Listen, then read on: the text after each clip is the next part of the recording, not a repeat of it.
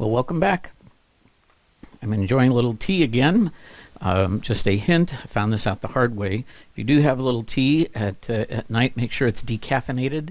I didn't do that last week, and I was up quite late because I really can't take too much caffeine. I was also going to try tonight. I was told this is one of the traditional things to have with tea, and you can get them over here. They're called digestive biscuits.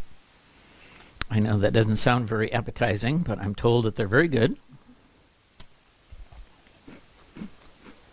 And particularly if you dip them in the tea. Well, let me wash this down and we'll start.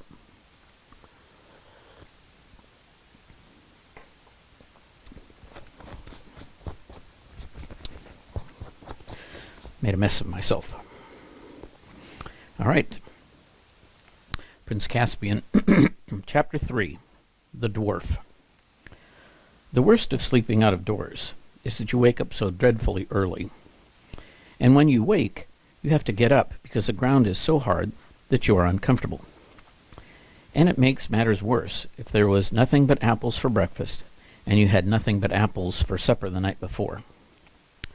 When Lucy had said, truly enough, that it was a glorious morning, there did not seem to be anything else nice to be said. Edmund said what everyone was feeling. We've simply got to get off of this island. When they had drunk from the well and splashed their faces, they all went down to the stream again to the shore and stared at the channel which divided them from the mainland. We'll have to swim, said Edmund. It'll be all right for Sue, said Peter. Susan had won prizes for swimming at school. But I don't know about the rest of us.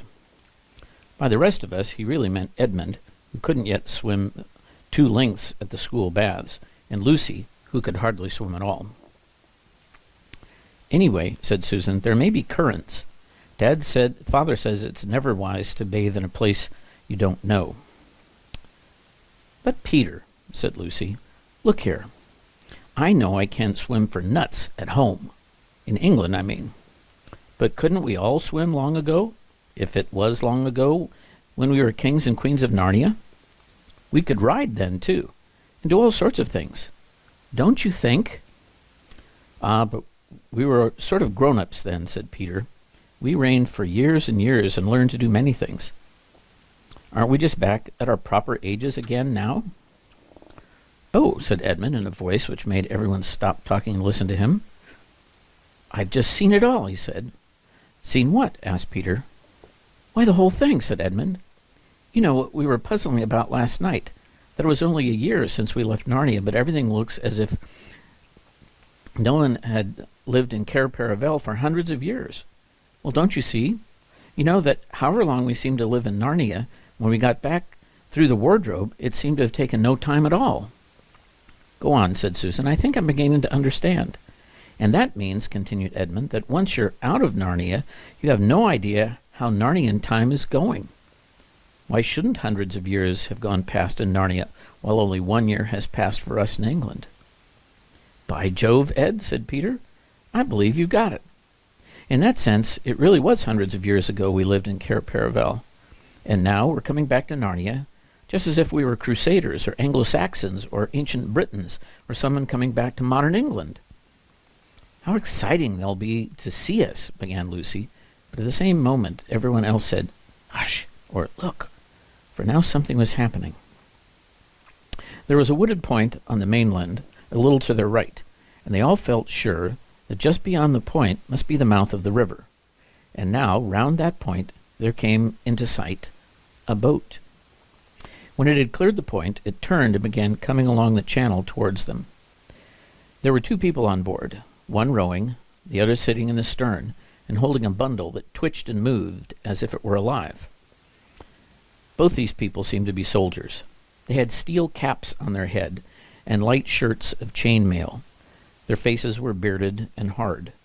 The children drew back from the beach into the wood and watched without moving a finger.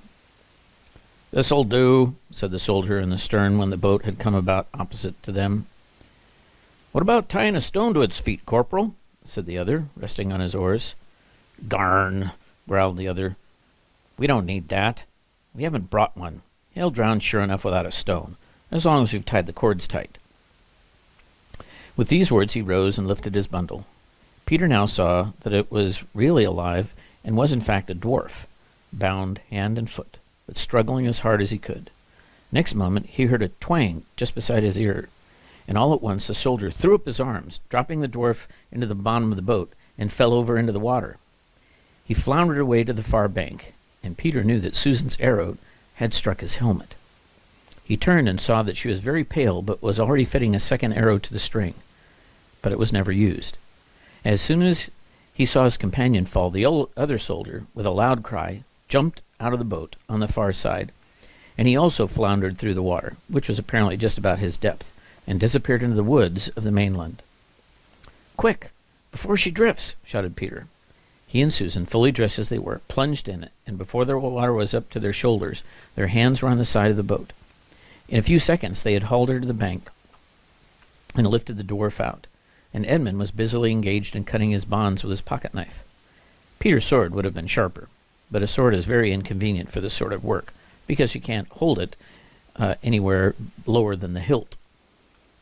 When at last the dwarf was free, he sat up, rubbed his arms and legs, and exclaimed, "Well, whatever they say, you don't feel like ghosts." Like most dwarfs, he was very stocky and deep-chested.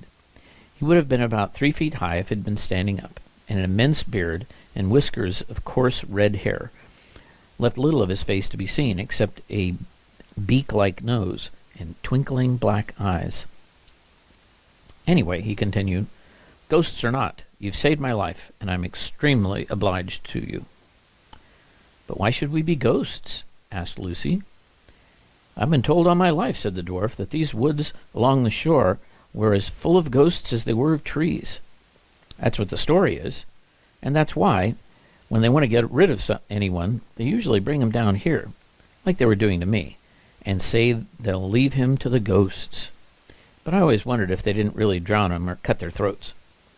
I never quite believed in the ghosts, but those 2 cowards you've just shot believed all right. They were more frightened of taking me to my death than I was of going." "Oh," said Susan, "so that's why they both ran away?" "Eh? What's that?" said the dwarf. "They got away," said Edmund, "to the mainland." "I wasn't shooting to kill, you know," said Susan. She would not have liked anyone to think that she would miss at such a short range. Said the dwarf. "That's not so good. That may mean trouble later on, unless they hold their tongues for their own sake." "What were they going to drown you for?" asked Peter. "Oh, I'm a dangerous criminal, I am," said the dwarf cheerfully. "But it's a long story. Meanwhile, I was wondering if perhaps you were going to ask me to breakfast. You've no idea what an appetite it gives one being executed." "There's only apples," said Lucy dolefully. "Better than nothing, but not as good as fresh fish," said the dwarf. "It looks as if I'll have to ask you to breakfast instead. I saw some fishing tackle on the boat, and anyway, we must take her round to the other side of the island. We don't want anyone from the mainland coming down and seeing her." "I ought to have thought of that myself," said Peter. The 4 children and the dwarf went down to the water's edge, pushed off the boat with some difficulty, and scrambled aboard. The dwarf at once took charge. The oars were, of course, too big for him to use, so Peter rowed and the dwarf steered them north along the channel, and presently eastward round the tip of the island. From here the children could see right up the river and all the bays and headlands of the coast beyond it. They thought they could recognize bits of it, but the woods, which had grown up since their time, made everything look very different. When they had come round into open sea on the east side of the island, the dwarf took to fishing. They had an excellent catch of pavenders, a beautiful rainbow-colored fish, which they all remembered eating in Cair Paravel in the old days. When they had caught enough, they ran the boat up a little creek and moored her to a tree. The dwarf, who was a most capable person, and indeed, though one meets bad dwarfs, I've never heard of a dwarf who was a fool, cut the fish open, cleaned them, and said, "Now, what we want next is some firewood." "We've got some up at the castle," said Edmund. The dwarf gave a low whistle. "Beards and bedsteads, he said. So there really is a castle after all? It's only a ruin, said Lucy. The dwarf stared round at the four of them with a very curious expression on his face. And who on earth, he began, but then broke off and said, no matter, breakfast first. But one thing before we go. Can you lay your hand on your hearts and tell me that I'm really alive? Are you sure I wasn't drowned and we're not all ghosts together? When they had all reassured him, the next question was how to carry the fish. They had nothing to string them on and no basket. They had to use Edmund's hat in the end, because no one else had a hat. He would have made more of a fuss about this if he had not by now been so ravenously hungry. At first, the dwarf did not seem very comfortable in the castle. He kept looking around and sniffing and saying, looks a bit spooky after all. Smells like ghosts, too. But he cheered up when it came to the lighting the fire and showing them how to roast the fresh pounders in the embers. Eating hot fish with no forks and one pocket knife between 5 people is a messy business, and there were several burnt fingers before the meal was ended. But as it was now 9 o'clock, and they had been up since 5, nobody minded the burn so much as you might have expected. When everyone had finished off a drink from the well and an apple or so, the dwarf produced a pipe about the size of his own arm, filled it, lit it, blew a great cloud of fragrant smoke, and said, now, you tell us your story first, said Peter, and then we'll tell you ours. Well, said the dwarf, as you've saved my life, it is only fair you should have your own way. But I hardly know where to begin. First of all, I'm a messenger of King Caspian's. Who's he? Asked the 4 voices all at once. Caspian Ch, King of Narnia, and long may he reign, answered the dwarf. That is to say, he ought to be king of Narnia, and we hope he will be. At present, he's only king of us old Narnians. What do you mean by old Narnians, please? Asked Lucy. Why, that's us, said the dwarf. We're kind of a rebellion, I suppose. I see, said Peter. And Caspian is the chief old Narnian? Well, in a manner of speaking, said the dwarf, scratching his head, but he's really a new Narnian himself, a Telmarine, if you follow me. I don't, said Edmund. It's worse than the War of the Roses, said Lucy. Oh dear, said the dwarf, I'm doing this very badly. Look here, I think I'll have to go right back to the beginning and tell you how Caspian grew up in his uncle's court, and how he came to be on our side at all. But it'll be a long story. All the better, said Lucy. We love stories. So the dwarf settled down and told his tale. I shall not give it to you in his words, putting in all the children's questions and interruptions, because it would take too long and be confusing, and even so, it would leave out some points that the children only heard later. But the gist of the story, as they knew it in the end, was as follows. Chapter 4. The Dwarf Tells of Prince Caspian. Prince Caspian lived in a great castle in the center of Narnia with his uncle Miraz, the king of Narnia, and his aunt, who had red hair and was called Queen Prunaprismia. His father and mother were dead, and the person whom Caspian loved best was his nurse, and though, being a prince, he had wonderful toys which would do almost anything but talk, he liked best the last hour of the day, when the toys had all been put back in their cupboards, and the nurse would tell him stories. He did not much care for his uncle and aunt, but about twice a week his uncle would send for him, and they would walk up and down together for half an hour on the terrace on the south side of the castle. One day, while they were doing this, the king said to him, Well, boy, we must soon teach you to ride and use a sword. You know that your aunt and I have no children. So it looks as if you might have to be king when I'm gone. How shall you like that, eh? I don't know, uncle, said Caspian. Don't know, eh? Said Miraz. Why, I shouldn't like to know what more anyone could wish for. All the same, I do wish, said Caspian. What do you wish? Asked the king. I wish I wish I could have lived in the old days, said Caspian, He was only a very little boy at the time. Up till now, King Miraz had been talking in the tiresome way that some grown-ups have, which makes it all quite clear that they are not really interested in what you are saying. But now he suddenly gave Caspian a very sharp look. "Eh? What's that?" he said. "What old days do you mean?" "Oh, don't you know, uncle," said Caspian, "when everything was quite different, when all the animals could talk, and there were nice people who lived in the streams and the trees. Naiads and dryads they were called, and there were dwarfs, and there were little lovely fawns in all the woods. They had feet like goats, and—" "It's all nonsense for babies," said the king sternly. "Only fit for babies. Do you hear? You're getting too old for that sort of stuff. At your age, you ought to be thinking of battles and adventures, not fairy tales." "Oh, but there were battles and adventures in those days," said Caspian. "Wonderful adventures. Once there was a white witch, and she made herself queen over the whole country, and she made it so that it was always winter. And then 2 boys and 2 girls came from somewhere, and so they killed the witch, and they were made kings and queens of Narnia, and their names were Peter and Susan and Edmund and Lucy. And so they reigned ever so long, and everyone had a lovely time. It was all because of Aslan." "Who's he?" said Miraz.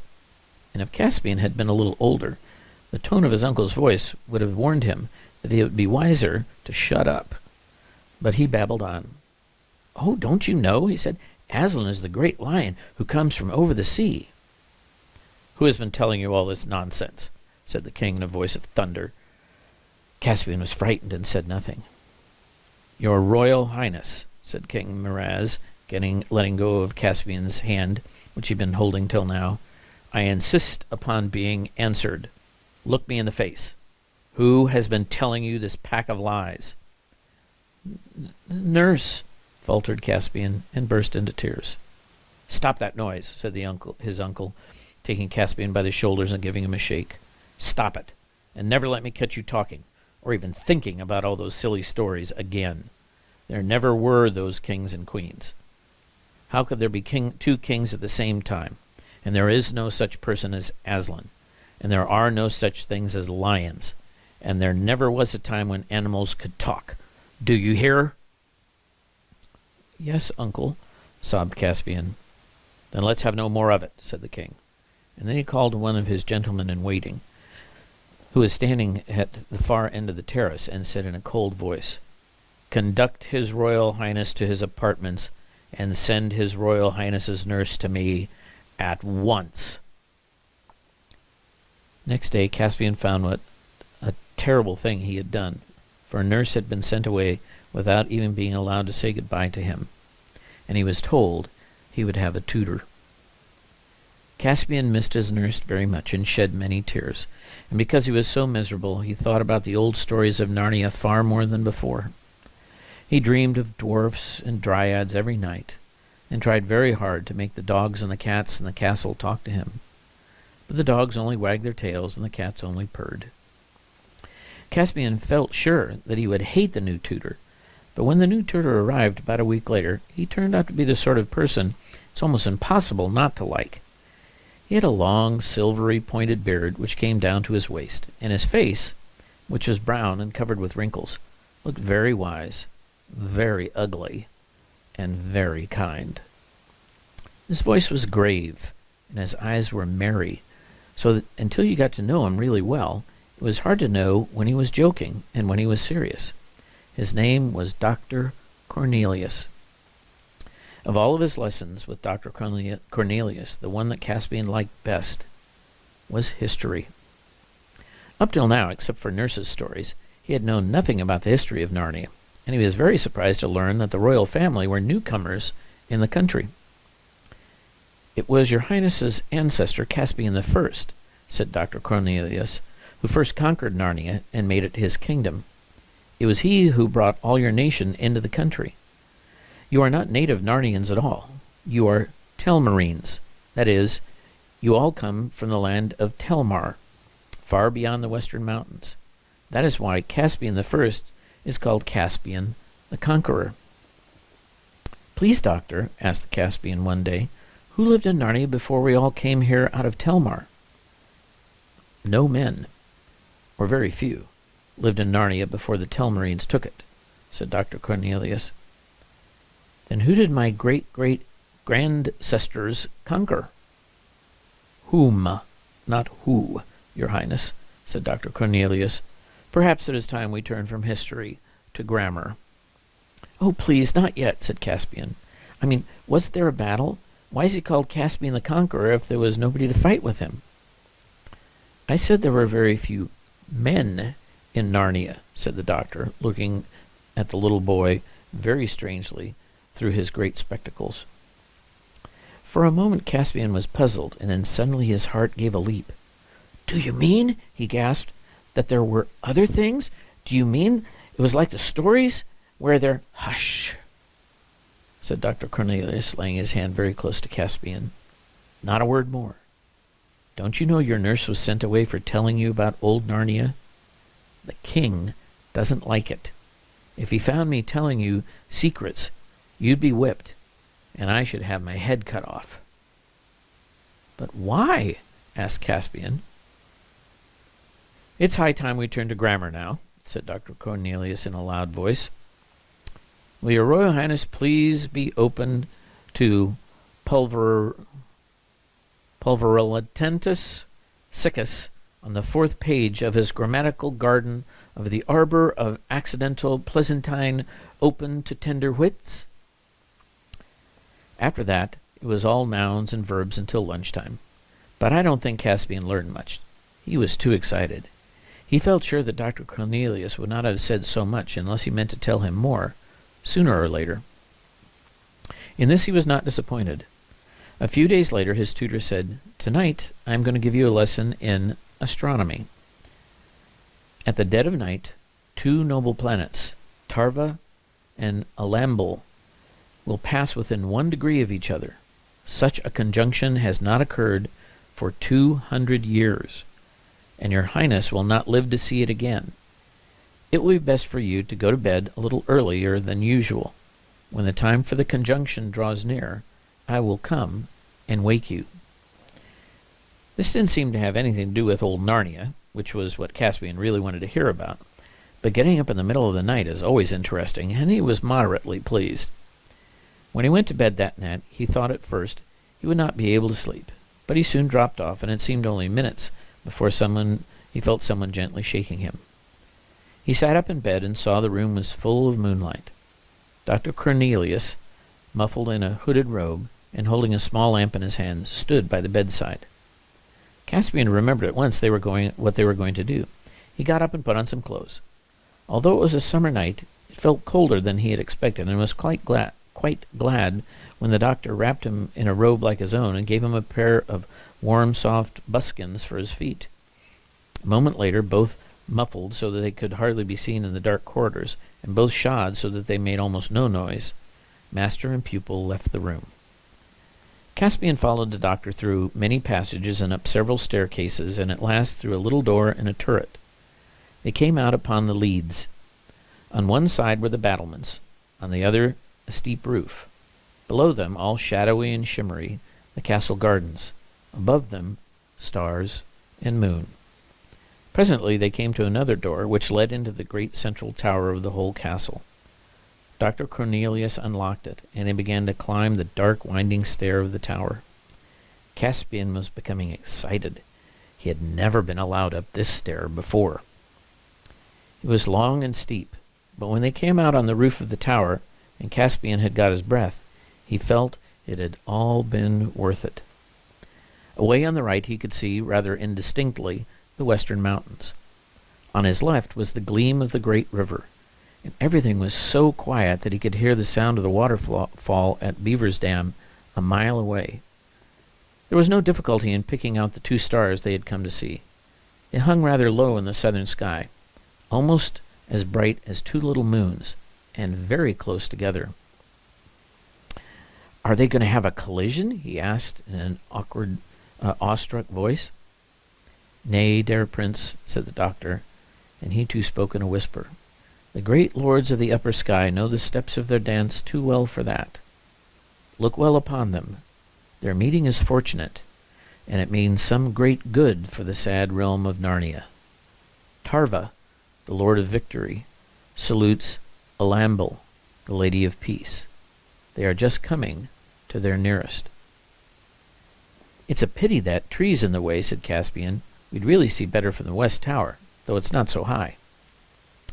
Dr. Cornelius said nothing for about 2 minutes, but stood still with his eyes fixed on Tarva and Alambel. Then he drew a deep breath and turned to Caspian. There, he said, you have seen what no man now alive has seen, nor will see again. You are right. We should have seen it better from the smaller tower. I brought you here for another reason. Caspian looked up at him, but the doctor's hood concealed his face. The virtue of this tower, said Dr. Cornelius, is that we have 6 empty rooms beneath us, and a long stair, and a door at the bottom of the stair is locked. We cannot be overheard. Are you going to tell me what you wouldn't tell me the other day? Said Caspian. I am, said the doctor. But remember, you and I must never talk about these things except here, at the very top of the great tower. No, that's a promise, said Caspian. But do go on, please.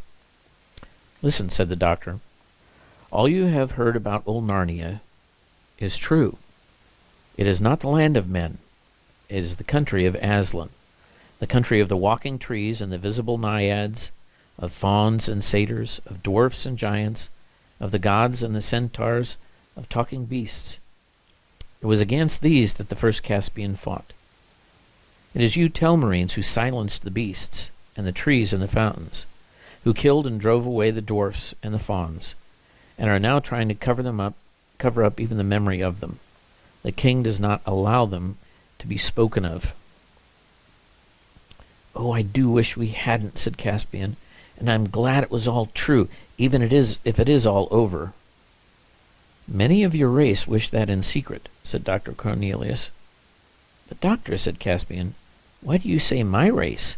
After all, I suppose you're a Telmarine too. Am I? Said the doctor. Well, you're a man anyway, said Caspian. Am I? Repeated the doctor in a deeper voice, at the same moment throwing back his hood so that Caspian could see his face clearly in the moonlight. All at once Caspian realized the truth, and felt that he ought to have realized it before. Dr. Cornelius was so small and so fat. He had such a very long beard. 2 thoughts came into his head at the same moment. One was a thought of terror. He's not a real man, not a man at all. He's a dwarf, and he's brought me up here to kill me. The other was sheer delight. There are real dwarfs still, and I have seen one at last. So you've guessed it in the end, said Dr. Cornelius, or guessed it nearly right. I'm not a pure dwarf. I've human blood in me too. Many dwarfs escaped in the great battles and lived on, shaving their beards and wearing high-heeled shoes and pretending to be men. They have mixed with you Telmarines. I am one of those, only a half-dwarf, and if any of my own kindred, the true dwarves, are still alive anywhere in the world, doubtless they would despise me and call me a traitor. But never in all these years have we forgotten our own people, and all the other happy creatures of Narnia, and the long-lost days of freedom. I'm sorry, Doctor, said Caspian. It wasn't my fault, you know. I'm not saying these things to blame you, dear Prince, answered the doctor. You may well ask why I say them at all. But I have 2 reasons. Firstly, because my old heart has carried these secret memories so long that it aches with them, and would burst if I did not whisper them to you. But secondly, for this, that when you become king, you may help us.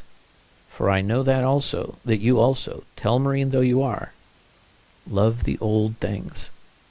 I do, said Caspian. But how can I help? You can be kind to the poor remnants of the dwarf people like myself. You can gather learned magicians and try to find a way of awakening the trees once more. You can search through all the old nooks and wild places of the land to see if any fauns or talking beasts or dwarfs are perhaps still alive and hiding. Do you think there are any? Asked Caspian eagerly. I don't know, said the doctor with a deep sigh. Sometimes I'm afraid there can't be. I've been looking for traces of them all my life. Sometimes I've thought I heard a dwarf drum in the mountains. Sometimes at night in the woods, I thought I caught a glimpse of fauns and satyrs dancing a long way off. But when I came to the place, there wasn't anything there. I often despaired.